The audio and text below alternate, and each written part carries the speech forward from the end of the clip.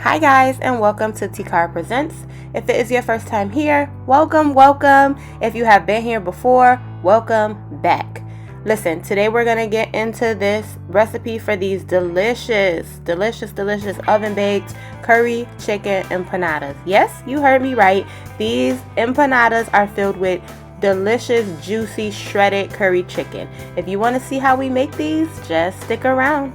Alright, so here are the ingredients we are going to need. You're going to need a pound of chicken breast. I have chicken breast tenders here. Make sure you clean your chicken. Always clean your chicken. We have Badia Curry powder, Badia Complete Seasoning. We have Mrs. Dash, the original blend. Salt, pepper, of course, a few cubes of chicken bouillon. We have pastry wrappers or the pastry dough. You can use any brand you like. We have half of pepper, green pepper, red pepper, and an onion. Alright, so first we are just going to rough chop our veggies. You do not need a fine dice on these veggies because you're literally just going to use them to boil down with the chicken when it's going to get seasoned. And you'll see me do that in a little bit. So here, you just do a little quick rough chop on your peppers and your onions and you'll be all set. You can, if you want to make them smaller, be my guest, but it's not necessary here. Okay, so if you notice, we did not season our chicken yet, and that's because we're going to season it and boil it all at the same time. So you need to get a pot of water, put it on the stove, put it on about medium heat. You add your chicken breast. You're going to add in your bouillon cubes. We're going to use 2 bouillon cubes.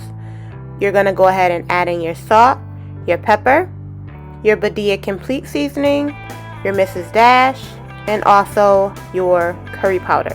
You're going to allow this, kind of mix it all up together. Get those bouillons kind of broken up in there. Get all that seasoning all mixed up. Add your onions and your peppers as well. Mix that all up and allow this to boil with the top on over medium heat for about 35 minutes or until your chicken is completely fall apart fork tender.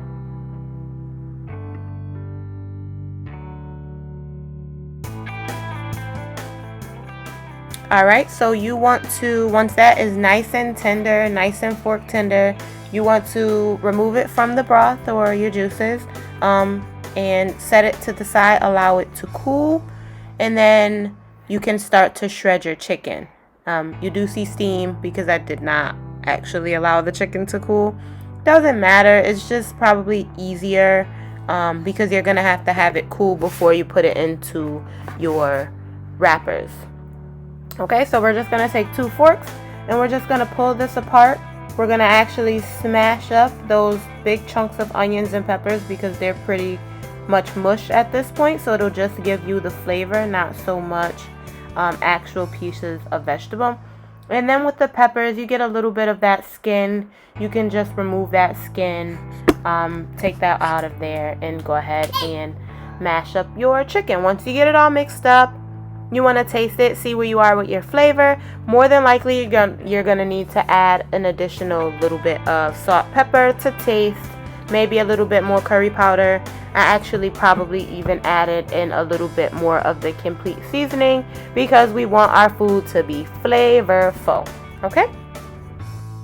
One important thing to remember, do not get rid of your broth. The liquid that you cooked your chicken in, just remove the chicken from it and leave it off to the side, because once you shred up your chicken and mash up your veggies, it tends your mixture may get a little bit dry. So you did see me kind of go in to the pot and add a little bit of moisture into your mixture. Okay, so you're just going to go ahead and dump in a couple tablespoons of your broth to your mixture just for a little bit of moisture. Okay, and then we're going to go ahead and get our station set up. So I always use foil to you can put them directly on your counter, you can do flour on the counter, you can do whichever way you want. I just find it easier to just put a little bit of foil on top of a sheet pan and go ahead and begin to fill your pastry dough. Now you're going to do about 2 tablespoons of filling each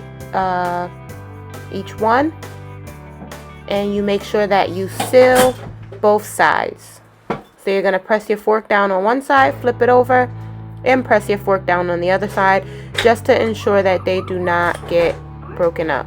They do not bust open.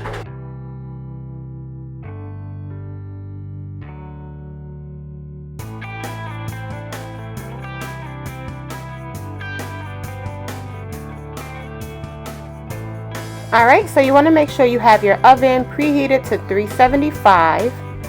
And when you are all done, we are just going to change over the foil. Put a fresh piece of foil on your sheet tray.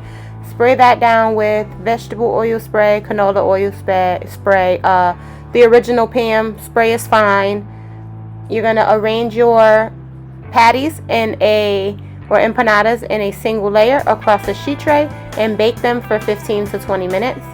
And this is what they look like when they are done, fresh out of the oven. They do have the little bubbles that you can see, and the way to avoid this, that's because of air gets trapped in there, obviously, and they bake and that you get air bubbles.